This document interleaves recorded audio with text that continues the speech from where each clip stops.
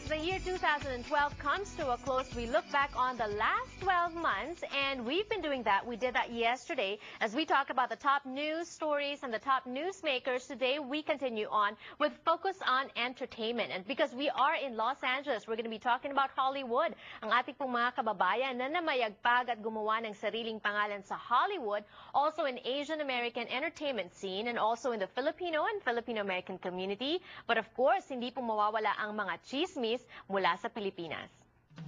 The latest chismis in Philippine show business is brought to you by Phil-Am Insider, your #1 source of Filipino entertainment news.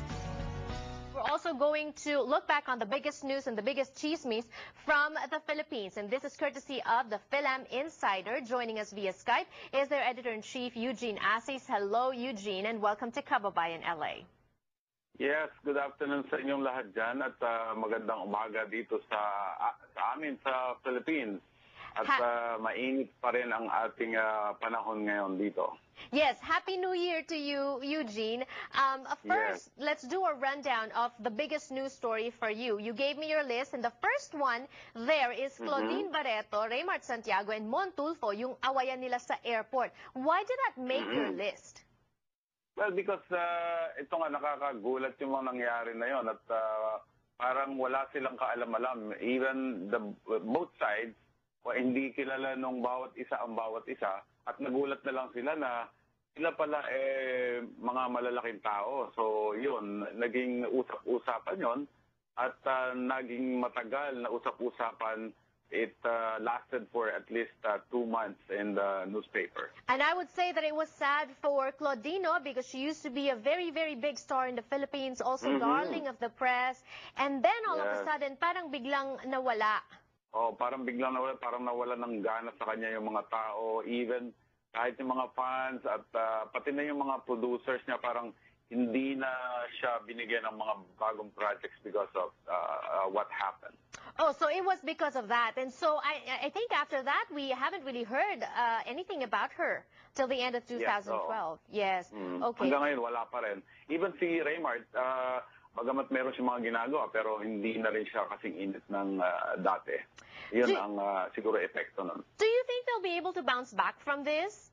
I don't think in the near future, baka alam mo, katulad ng nangyari kay Marisol Soriano na involved sa kaguluhan sa kanyang mga housemates, medyo nakabalik siya ngayon pero hindi pa rin tuluyan, although binigyan na siya ng kontrata ng ABS-CBN, pero yun nga, wala pa yung talagang project. Pero I think si Claudine, kung ay mapapatunayan niya na nagbago na nga siya, pwede pa.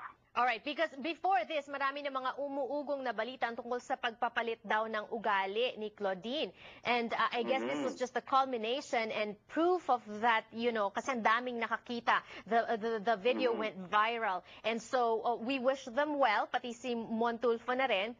But from one sad news to another, Eugene, syempre hindi natin mapapag-usapan ng 2012, hindi kumpleto kung hindi natin pag-uusapan yung mga pumanaw naman na ating mga kasamahan sa industriya.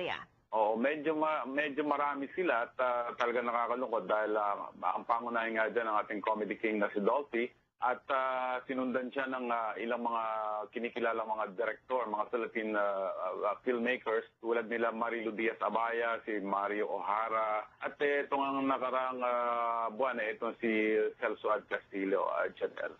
Pero ganun ang buhay, Eugene, you know, may mga pumapanaw, meron namang mga bago, may mga lumilisan and in relationships as well, which was a hot topic sa ating weekly segment. We also talked about breakup and hookups. And of course, life goes on despite a breakup. The biggest breakup of 2012 is?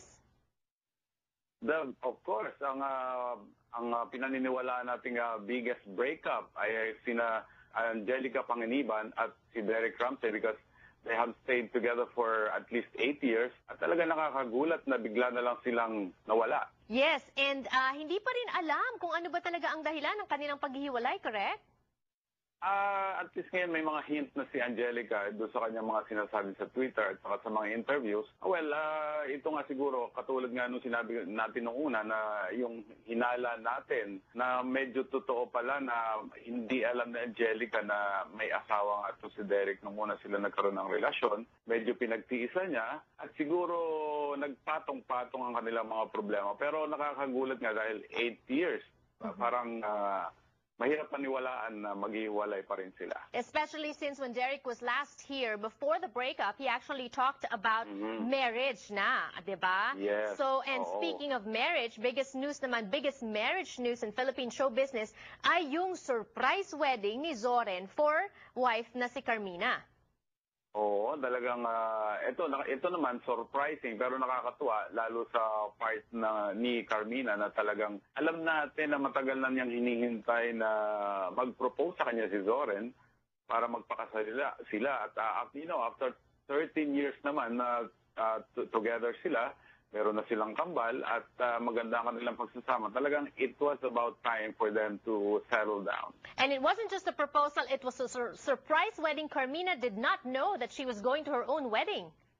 Yeah, oo. At talaga namang siguro kahit sinong babae na nasa kalagayan ni Carmina, talagang maiiyak, masusorpresa, lahat ng siguro ng kaligayahan mararamdaman, Janelle. Ayan, si Zoren daw ngayon ang idolo ng mga kalalakihan sa Pilipinas. Meron nga raw phrase ngayon na palaging people are throwing around. What would Zoren do? And so we're gonna look forward to 2013 para malaman naman natin kung ano kayang mga bagong mga chismis at bagong mga pangyayari sa Philippine show business. For now, Eugene, thank you for breaking down those stories with us. Okay, maraming salamat din sa inyong lahat dyan. Happy New Year! Mas marami pa pong balita sa kanilang website, Philam Insider or thepinoyinsider.com. But for now, mas marami pa pong balita din sa kanilang newspaper that comes out twice a month dito po sa Southern California. When we return on the show, we have more entertainment news for you. Don't go away.